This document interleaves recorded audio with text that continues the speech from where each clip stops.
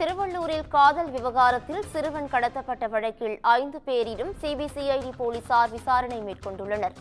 பெண்ணின் தந்தை வனராஜா, வழக்கறிஞர் சரத்குமார், முன்னாள் காவலர் மகேஸ்வரி உள்ளிட்ட 5 பேரிடம் சிபிசிஐடி போலீசார் விசாரணை மேற்கொண்டுள்ளனர். வழக்கில் 5 பேரையும் 2 நாட்கள் காவலில் எடுத்து விசாரிக்க நீதிமன்றம் அனுமதி வழங்கியுள்ளது. இதுகுறித்தான முக்கிய செய்தியை தற்போது பார்த்து வருகிறோம். திருவள்ளூரில் காதல் விவகாரத்தில் சிறுவன் கடத்தப்பட்ட வழக்கில் 5 பேரிடம் சிபிசிஐடி போலீசார் விசாரணை மேற்கொண்டுள்ளனர். பெண்ணின் தந்தை வனராஜா, வழக்கறிஞர் சரத்குமார், முன்னாள் காவலர் மகேஸ்வரி உள்ளிட்ட 5 பேரிடம் சிபிசிஐடி போலீசார் விசாரணையை தொடங்கியிருக்கின்றனர். வழக்கில் 5 பேரையும் 2 நாட்கள் காவலில் எடுத்து விசாரிக்க நீதிமன்றம் அனுமதி வழங்கியுள்ளது. இந்த நிலையில் 5 பேரையும் சிபிசிஐடி போலீசார் விசாரணை செய்து வருகின்றனர். இதுகுறித்தான கூடுதல் விவரங்களை வழங்குவதற்காக எமது செய்தியாளர் சுதாகர் இணைப்பில் இணைகிறார். சுதாகர், வணக்கம். இதுகுறித்தான கூடுதல் விவரங்கள் என்ன? வணக்கம் பவித்ரா. திருவிழாங்காடு அடுத்த கலாம்பாக்கம் பகுதியைச் சேர்ந்த தனுஷ் என்ற இளைஞர் தேனி மாவட்டத்தைச் சேர்ந்த பிரபல தொழிலதிபரான வனராஜா என்பவரின் மகள் விஜயஸ்ரீ என்பவரை மூன்று ஆண்டுகளாக காதலித்து கடந்த ஏப்ரல் மாதம் 15ஆம் தேதி பதிவு திருமணம் செய்து கொண்டனர். இந்த காதல் திருமணத்திற்கு பெண்ணின் பெற்றோர் எதிர்ப்பு தெரிவித்த நிலையில் காதல் திருமணம் செய்து கொண்ட அந்த பெண்ணை பிரித்து அழைத்து செல்ல கலாம்பாக்கத்தில் உள்ள தனது தனுஷின் வீட்டிற்கு வந்திருக்கிறார்கள். அப்போது தனுஷ் மற்றும் விஜயஸ்ரீ வீட்டில் இல்லாததால தனுஷின் தம்பியான 17 வயது சிறுவனை ஏடிஜிபி வாகனத்தில் கடத்தி சென்றிருக்கிறார்கள்.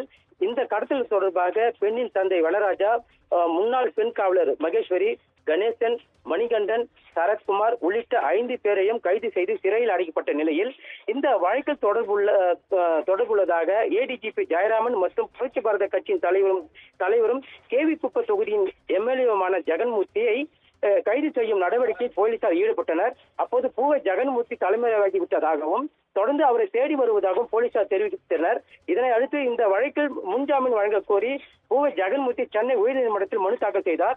இந்த வழக்கு விசாரணை நீதிபதி முன்பு விசாரணைக்கு வந்தது.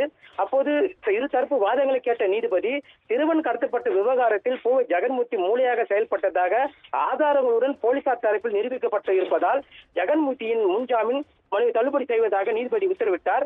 இந்த நிலையில் இந்த வழக்கு விசாரணையானது திடீரென சிபிசிஐடி போலீசாருக்கு மாற்றப்பட்டது. பின்னர் சிபிசிஐடி போலீசார் விசாரணை தொடங்கிய நிலையில் தலைமறைவான ஜெகன்மூர்த்தி உச்சநீதிமன்றத்தில் முன்ஜாமீன் வழங்க கோரி மனு தாக்கல் செய்தார். மனுவை விசாரித்த உச்சநீதிமன்றம் எம்எல்ஏவான ஜெகன்மூர்த்தியை கைது செய்யப்பட்டால் தொகுதி மக்கள் பாதிக்கப்படுவார்கள் என கருதி அவருக்கு முன்ஜாமீன் வழங்கியது. இந்த நிலையில் சிறுவன் கடத்தப்பட்ட விவகாரத்தில் ஏற்கனவே கைது செய்யப்பட்டு சிறையில் அடைக்கப்பட்ட பெண்ணின் தந்தை வனராஜா மற்றும் அவரது உறவினர் கணேசன், மணிகண்டன், வழக்கறிஞர் சரத்குமார் உள்பட பெண் காவலர் மகேஸ்வர் உள்ளிட்ட 5 பேரையும் கஸ்டடியில் எடுத்து விசாரித்ததால் தான் ஏடிஜிபி ஜெயராமன் மற்றும் பூவை ஜெகன்மூர்த்தியின் பங்கு என்னவென்று தெரிய வரும் என்பதால் இந்த 5 பேரையும் திருவள்ளூர் நீதிமன்றத்தில் ஆஜர்படுத்தி சிபிசிஐடி போலீசார் 5 நாட்கள் கஸ்டடியில் எடுத்து விசாரிக்க அனுமதி கேட்டிருந்தது. ஆனால் 2 நாட்கள் மட்டுமே கஸ்டடியில் எடுத்து விசாரித்து பின் மீண்டும் அவர்களை நீதிமன்றத்தில் ஆஜர்படுத்த வேண்டும் என நீதிபதி உத்தரவிட்டிருக்கிறார்.